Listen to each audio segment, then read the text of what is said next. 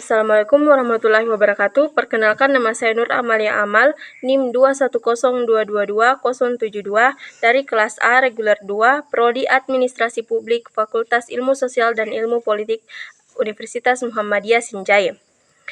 Pada video kali ini saya akan melakukan pemaparan materi sebagai pemenuhan tugas ujian final mata kuliah Al-Islam dan Kemuhammadiyan 3.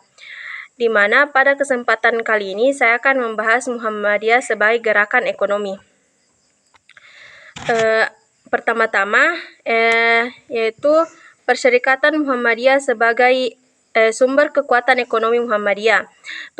Persyarikatan Muhammadiyah sebagai organisasi sosial keagamaan didirikan oleh Kiai Haji Ahmad Dahlan karena punya sumber daya yang andal, yaitu keimanan, pengetahuan, dan ekonomi. Pendiri Muhammadiyah sangat menyadari betapa pentingnya aspek ekonomi dalam suatu gerakan untuk mencapai cita-cita. Pada awal mula kehadiran Muhammadiyah, sumber kekuatan dakwahnya didukung oleh para pelaku ekonomi yang memiliki pengetahuan sekaligus disinari dengan keimanan, sehingga mampu menyebarkan nilai-nilai keislaman ke berbagai daerah di Indonesia yang mayoritas masyarakatnya sama sekali belum mengenal apa sesungguhnya Muhammadiyah itu. Kekuatan ekonomi Muhammadiyah sekarang ini sungguh sangat luar biasa apabila dibandingkan dengan awal kehadiran Muhammadiyah yang sasaran dakwahnya serba disubsidi oleh para dermawan, khususnya para pengurus.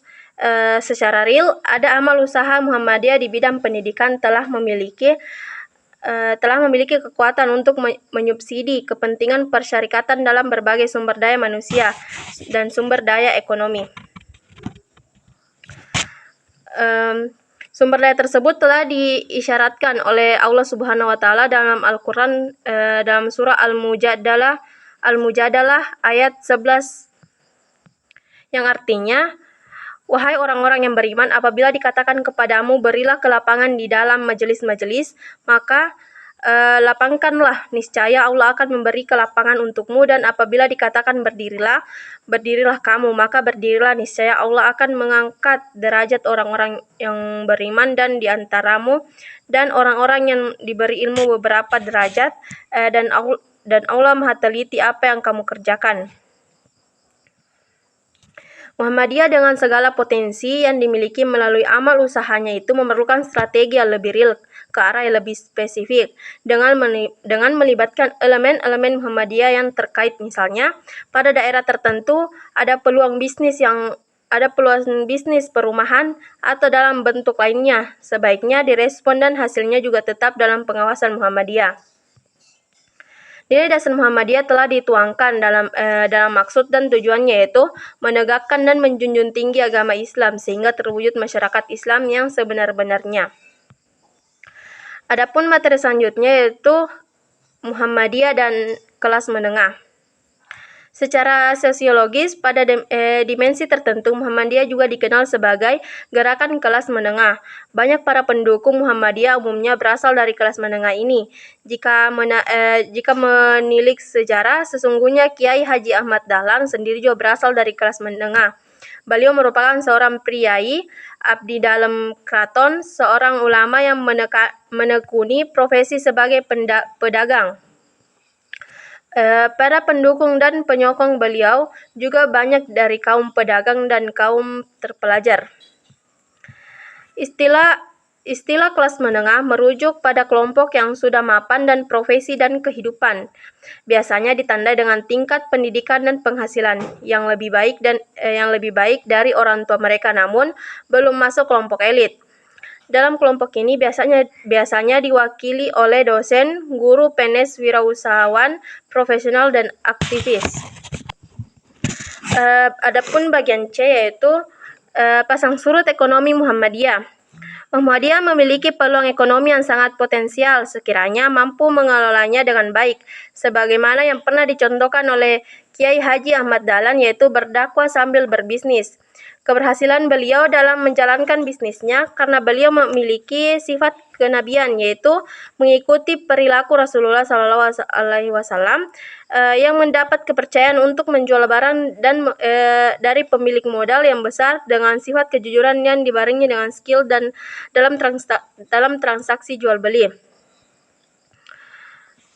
Upaya Muhammadiyah untuk menjalankan dakwah melalui gerakan ekonomi telah dilakukan dalam berbagai macam bentuk perekonomian, tetapi semua berhasil sesuai dengan harapan. Hal ini disebabkan beberapa faktor, diantaranya yang pertama, orang-orang yang terlibat di dalamnya kebanyakan sebagai penganjur atau pengamat ekonomi atau sebagai ahli retorika. Yang kedua, Muhammadiyah masih memiliki standar ganda tentang kepastian hukum, batas-batas kebolehan dalam meraih keuntungan. Yang ketiga, hubungan kerjasama antar warga dan amal usaha persyarikatan Muhammadiyah belum menunjukkan kebersamaan yang maksimal dalam bentuk ta'awun. Yang keempat, mengambil kebijakan dalam tubuh Muhammadiyah belum fokus secara maksimal dalam tataran implementasi terhadap apa yang telah diputuskan Muhammadiyah. Yang kelima, etos kerja sebagai warga Muhammadiyah belum menunjukkan nilai-nilai seperti yang dicontohkan oleh pendiri Muhammadiyah. Para pelaku bisnis Muhammadiyah di seluruh Indonesia belum bekerja sama dengan baik, termasuk dengan sesama amal usaha. Selanjutnya, model gerakan ekonomi Muhammadiyah. Dalam Islam sudah digariskan bahwa orang masuk surga dengan iman dan amal salih. Untuk berdaya, orang harus bekerja, dan untuk bekerja orang harus berpikir. Kelemahan pada beberapa gerakan ekonomi Muhammadiyah dikarenakan pelakunya belum memiliki skill yang standar dan etos kerja yang baik, sehingga Muhammadiyah perlu membentuk lembaga khusus seperti BLKM atau Balai Latihan Kerja Muhammadiyah, atau majelis pemberdayaan masyarakat yang terjun langsung ke masyarakat.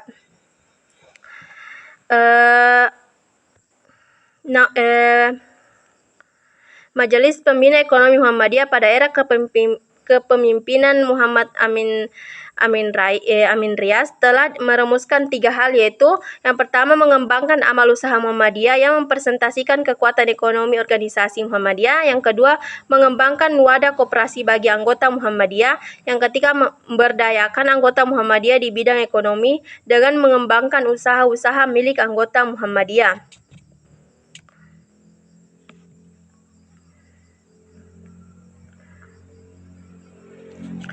Muhammadiyah memiliki juga peluang untuk mendesain model gerakan ekonomi secara internal dan eksternal.